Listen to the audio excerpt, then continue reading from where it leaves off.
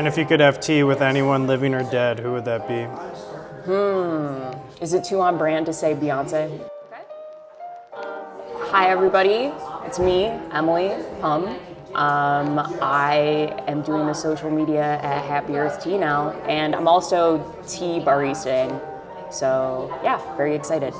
Happy Earth Tea was one of the first places I found when I first moved to Rochester 5 years ago. It was still in the small shop down South Ave, and I just thought Niraj was so sweet, and him and I talked about a cool tea shop in Boulder, Colorado that I really liked. I just immediately knew it was a really awesome place.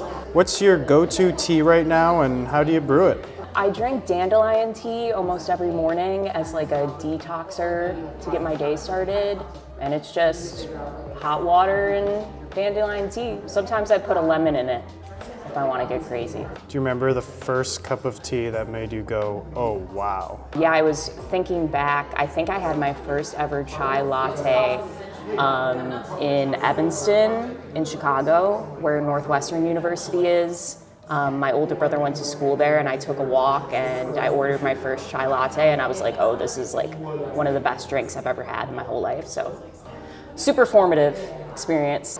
What's something about tea that you've learned since starting here? That sometimes tea requires a lot of different steps.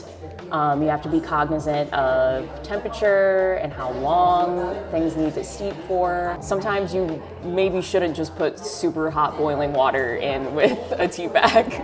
You might want to think about it a little bit more first. If you could only drink one type of tea for the rest of your life, what would that be?